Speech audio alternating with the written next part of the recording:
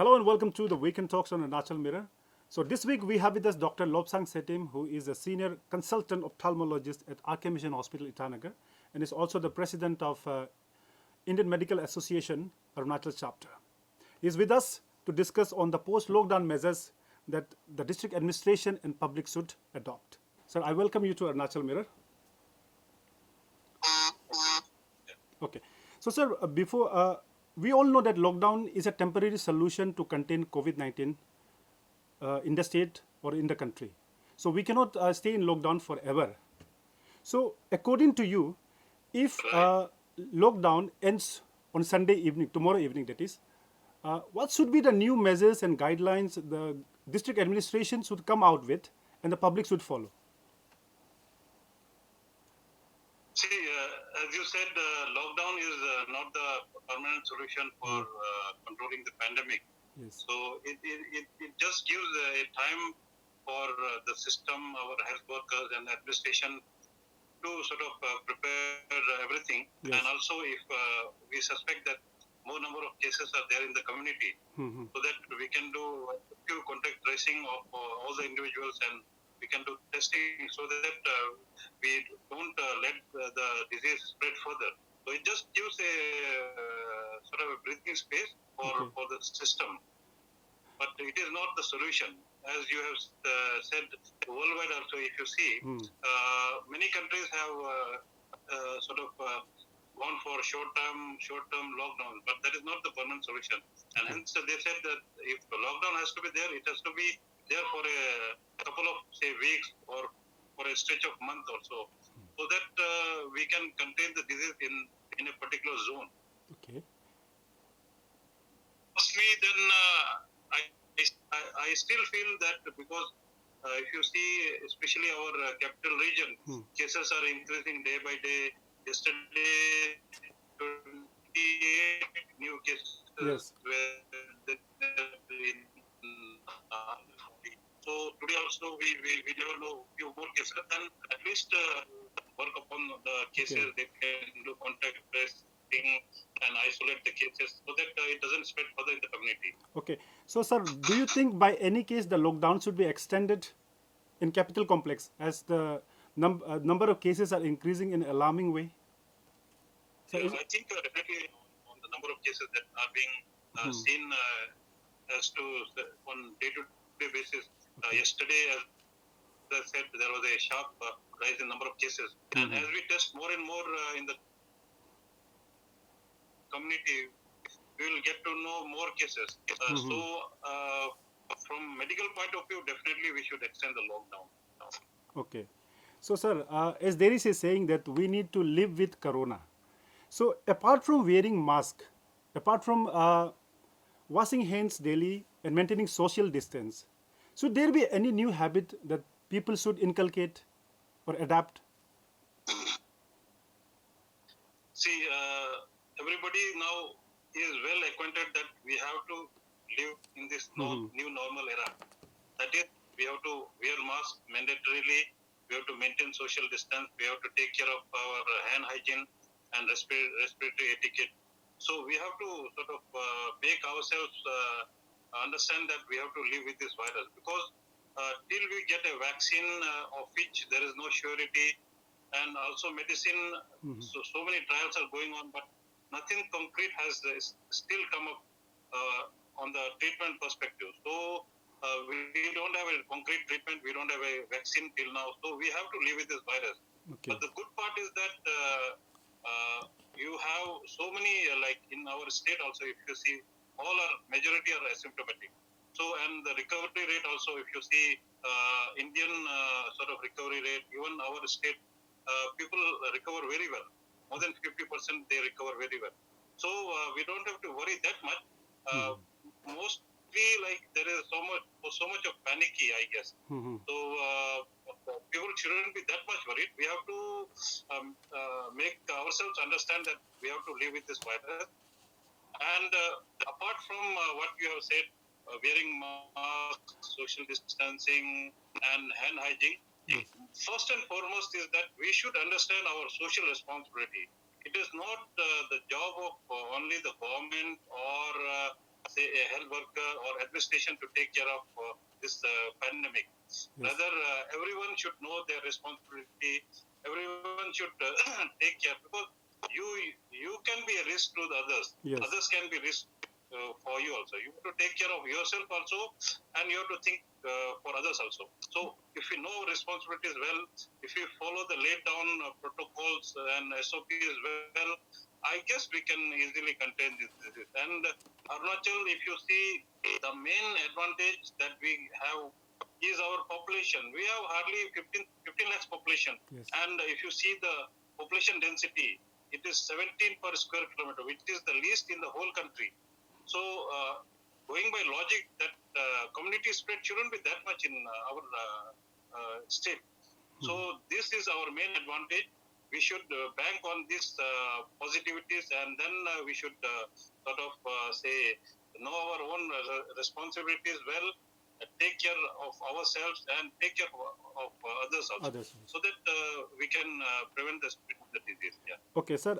Apart from it, there is a buzz or rumors in the town that corona is an airborne disease. So, according to you, is it an airborne disease? Because WHO has also come up with a statement that, yeah, definitely, they have also said that it is airborne. So we have to go by that statement only, logic only. Okay. But then it is not only airborne, but we have to know that it is mainly from droplets, right? Yes. When you speak, when you cough, the droplets that comes from your mouth, that carries the virus. So that is why it has been well documented that wearing mask protects you protects you from the virus and from Yes. To the others also if you wear mask, because when you cough there is a barrier, and also if anybody coughs there is a barrier, so it protects. In 80% of the time the virus transmission is stopped by this mask. Okay. So droplets is the main cause, and then the format, that whatever droplets and viruses that are there in the surfaces, especially on the floors or tables or say on the walls, from there also you can get. And then third is the airborne, that the new sort of mode of transmission that has come. So, it is true, sir. It is an airborne disease. WHO has validated it, then they have also given a statement. So Okay. we should go by that. Yeah. Acha. So, sir, how protective are masks? Because there are different kind of masks in the market. So, everybody cannot afford this N95 mask, and also it's not quite available. So, how effective are masks in protecting against COVID? See, masks have a major role in protection of COVID. And as you know, there are three types of masks. One is the surgical 3-layered mask, that blue one that you get in the pharmacies. And the second one is N95 mask, that is specially for, say, frontline health workers. And the third one is the cloth mask, that you can make it yourself at home, but that should be double-layered mask, right? So, especially if you see, especially in Asian countries, there is a trend of wearing masks. Yes. So, and it has been found that the COVID cases are less in, especially those countries where usage of mask is there. Okay. And in Czech Republic, it has been proven that if all the people they wear mask, then you're protected. So virus, so if you anyone others, they cough and talk also, that droplets they don't come, because the entry of the virus is only through mouth and through nose. eyes and nose.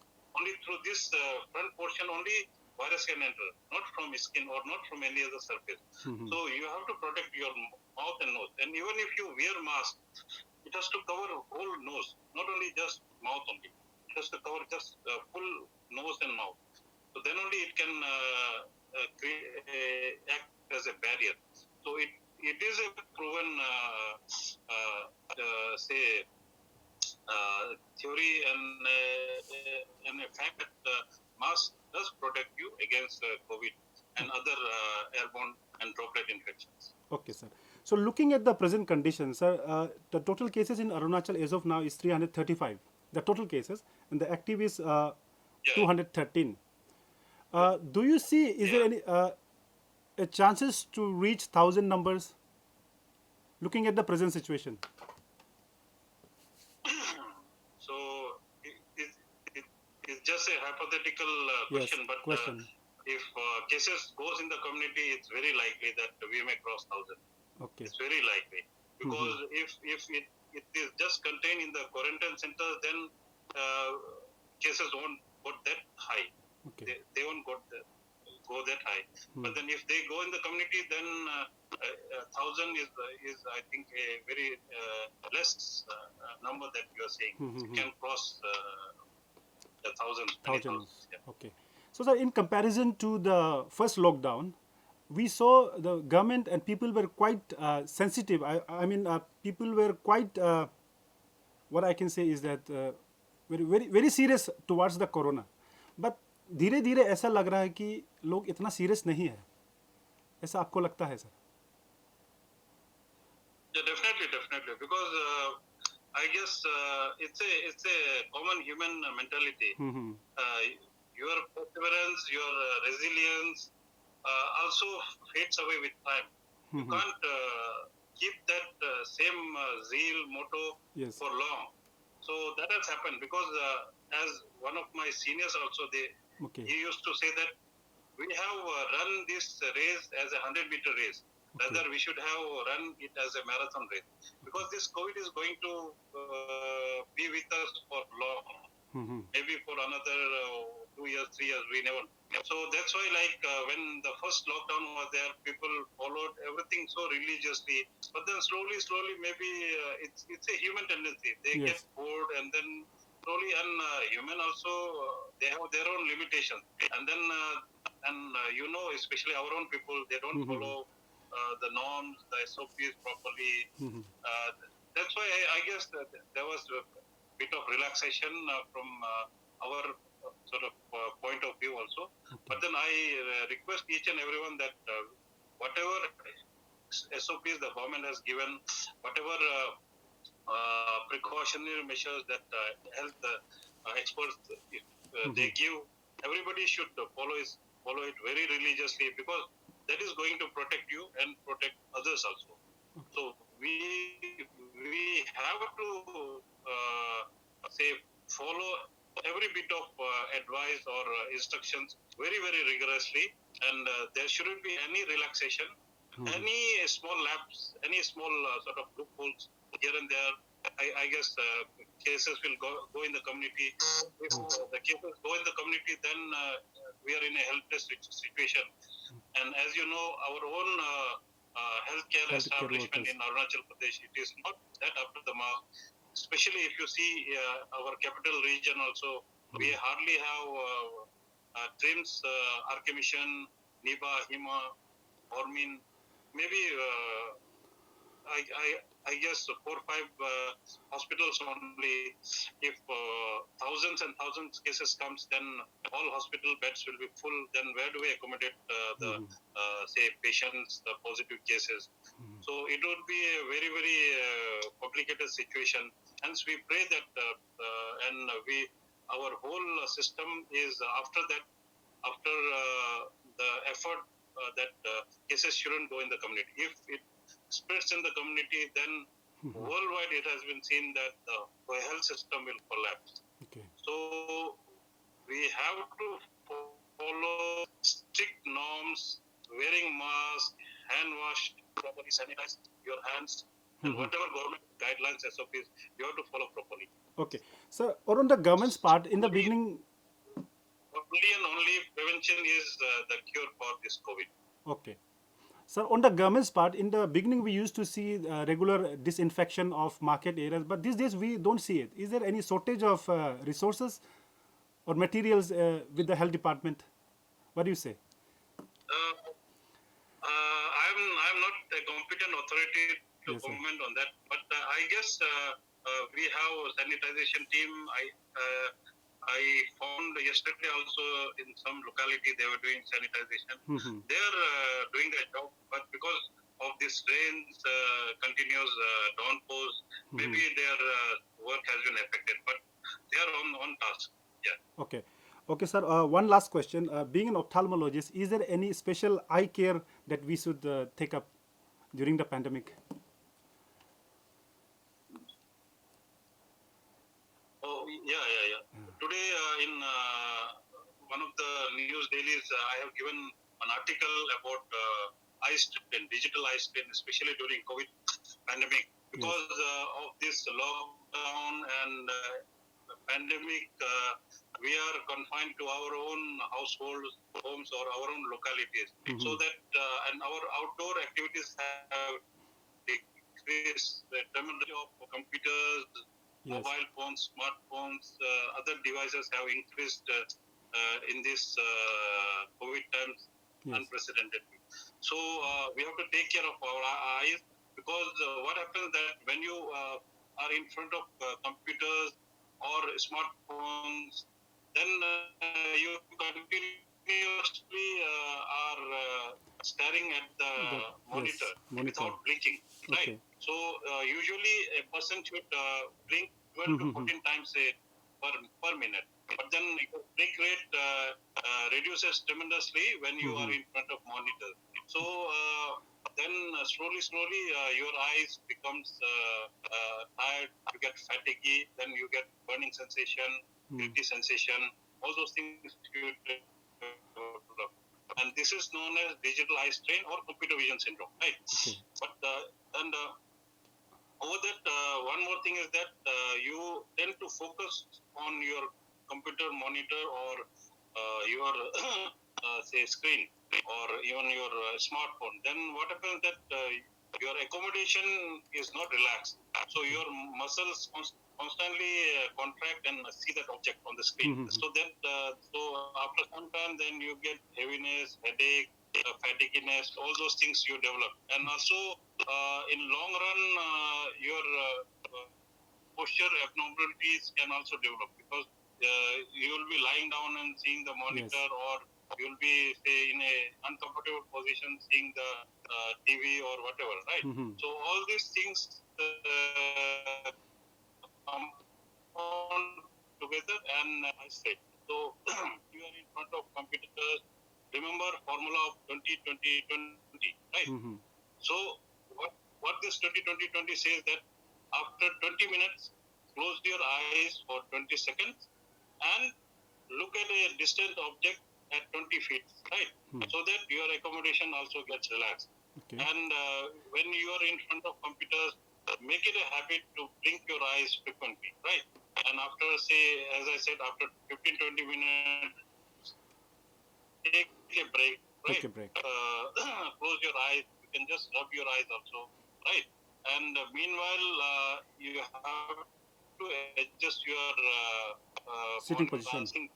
at a very comfortable sort of a norm, because if too much of brightness is there, then it can cause glare in your eyes. So for that, we advise to use a anti-reflective blue blocker, a glass which is available anywhere in the market. From any optical shop, you will get it. So that causes less glare. And the blue light that is emitting from the digital devices, it also causes harm to your eyes. So that also, that the blue blocker also, it causes the blue light. So and over that, you have to say exercise a bit also. In between, you can wake up and then just walk, take a break, take a coffee break also, right? So small things if you can maintain during this, especially during COVID say times and lockdown, because you will be glued to your TV or a laptop or smartphone. So if you take this small step, then you can prevent your eyes from having digital eye strain or computer vision syndrome. Okay. So and moreover, if you are having any problem, any severe problem, then it's always better to consult an ophthalmologist, because in some cases you may be having power of your eyes, but you are not able to focus it properly. Because of that, you may be having strain, right? Or if you have crossed 40 years of age, you may not be able to see small prints that are there in the TV or in the smartphone that you may not be able to see because of aging. So you may have to put near reading glasses. So in that case, you have to consult an ophthalmologist. Okay. So digital eye strain is there, and we have studies have shown that there is a marked rise in the number of cases Yeah. of computer vision syndrome, especially during pandemic. And we can't help because our say digital devices, TVs and smartphones keep us connected. It prevents us from social isolation, right? So these are the medium where we can connect to the outer world.